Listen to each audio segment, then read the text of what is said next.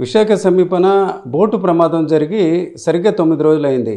ఆఖరి phone call ఏదైతే మాట్లాడిన మసేనమ్మ గారు మనతో ఉన్నారో ఈమె కార్యాచరణకు సంబంధించిన భార్య.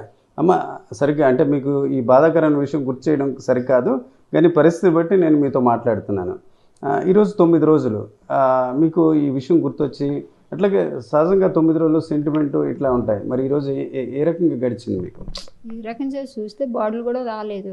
ఈ 9 రోజులు ఎలా చూస్తే మనిషి హాస్పిటల్లో ఉన్నాడు. ఈ 9 రోజులు మేము ఎలా తీసేస్తామండి? ఇప్పుడు మామూలుగా చచ్చిపోయే మనుషులకి అయితే తీసేస్తాం, కానీ అందులో ఇలా జరిగింది, ఇప్పుడు అదోలా జరిగిన మనుషులు మేము ఎలా కీడు తీసేస్తామండి? అది అంటే చూడండి, ఒక రకంగా 3 మెన్ కమిటీ చనిపోయి ఉండొచ్చు అని ఒక నివేదిక ఇచ్చింది. ఆ నివేదిక ఆధారంగానే పరిహారం ఇచ్చారు. బట్ ఇంకా మీకు నమ్మకం ఉందా?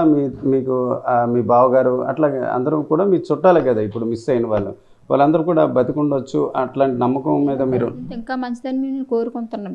ఇంటికి రావాలని మేము ఎలాగైనా కోరుకుంటున్నాం. కనీసం కొన్ని ఇలా జరిగిందని కనీసం ఆ సేవలైనా జరిగి కొట్టలేదు. గంగమ్మ తల్లి ఎప్పుడు కూడా అలా ఉంచుకోదు, కానీ బయటకు తోడేస్తారు 2 రోజులు 3 రోజులు. కానీ ఇప్పుడు కావక సేవలనే వేటి లేవు. ఇప్పుడు ఏవి లేక మనం ఎలా చేసేస్తాం, కీడు తీసేస్తాం ఏవి లేక అంటే అంతవేమో మనుషులు అవి తీసామంటే మనుషులు మర్చిపోయినట్టే. అలా తీయం కదా, ఎప్పుడుకో ఏ నెలకో ఏ పాలకో తీసుకుంటాం కీడండి అంతే. మిగతా మీ చెల్లి కూడా అందులో ఉన్నారు కదా, మీ అక్క వాళ్ళు ఎలా ఉన్నారు? కొంత ఆందోళన అట్లాగా అనిపిస్తుందా? అలాగే సూతో కొడుకుపోయాడు, సూతి ఇతనికి ఎలా జరిగింది, అది జరిగి 2 రోజులు అవ్వలేదు, ఇతనికి ఎలా జరిగింది, వాళ్ళు కూడా అదేలాగా మనుషులు ఏడ్చుకొని ఉంటున్నారు ఇప్పుడు దాకా. మీ అక్కగారు మరి చిన్నారి గారి ఆరోగ్యం ఎట్లా ఉందండి? ఆయన కొద్దిగా రికవర్ అయ్యేటట్టు అట్లా అనిపిస్తుందా? ఆయన మీతో ఏం మాట్లాడుతున్నారు రోజంతా? బాగానే మాట్లాడుతున్నారు, కానీ పడుకునేటప్పుడు ఇలాగ జరిగింది అవంతా గుర్తుకొచ్చినట్టుగా ఉంటుంది. మనిషికి నిద్ర కావట్లే, కళ్ళ ముందు ఆడుతున్నాయి అన్నట్టుగా భయంకరంగా ఏదో అన్నట్టుగా ఉంటుంది. నైట్ నిద్ర పట్టట్లేదు, ఇలా మనిషికి ఇలాగ అయిపోతుంది, అది ఇలాగ వచ్చేస్తుంది అన్నట్టుగా మాట్లాడుతున్నాడు. అమ్మ, ఇప్పుడు అంటే ఇచ్చింది తక్కువ ఎక్కువ అన్నది పక్కన పెడితే 10 లక్షలు చెప్పిన మీ బంధువులు ఎవరైతే గల్లంతయ్యారు, మీ పరిస్థితి ఏంటి? ఇంకా ప్రభుత్వానికి కానీ కలెక్టర్ గారికి కానీ ఏమైనా లెటర్ రాయడం, ఏమైనా ఆర్థికంగా ఆదుకోమని కోరడం అట్లా ఏం చేయాలి? లేదండి, రూపాయి కూడా ఆ 50,000 చెక్ రాసి ఇస్తారు. అప్పటి నుంచి మనకు ఇలాగ ఆదుకుంటాం చేస్తామని అని ఇప్పుడుకొచ్చి కూడా ఎవరు కూడా ముందుకు రాలేదు. ఇదే అంతలు అదే అంతలు, కానీ మా మీద ఏంటంటే రాజకీయం చేసేస్తున్నారు.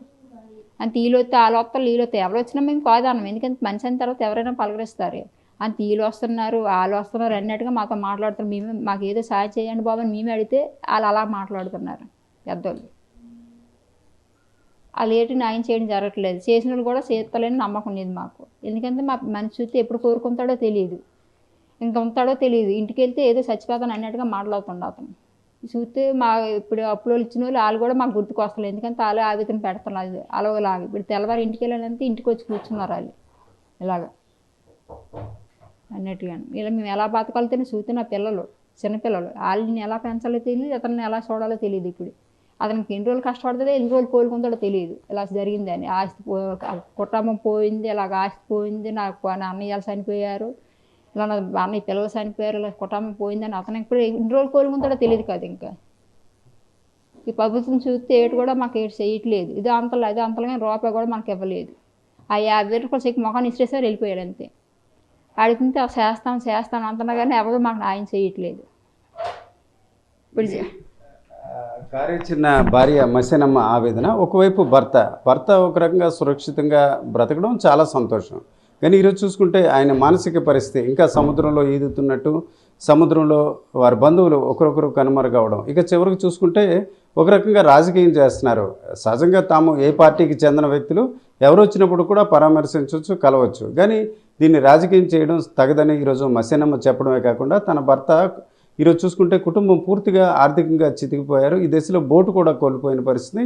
ఇప్పుడు ప్రభుత్వం కానీ లేక ఇతర వర్గాలు కానీ ఆదుకుని తిరిగి బోటు కల్పించడం, అట్లాగే అప్పులకి ఆర్థిక సాయం చేసినట్లయితే తిరిగి తన భర్త తన కుటుంబం కోలుకునే పరిస్థితి ఉంటుందని చెప్తున్నారు. కెమెరా పర్సన్ తిరుపతితో Ramachandra Rao, RTV, Visakhapatnam. Mangalya shopping mall ఇప్పుడు దిల్సుఖ్ నగర్ మెయిన్ రోడ్ లో జూలై 17న గ్రాండ్ ఓపెనింగ్.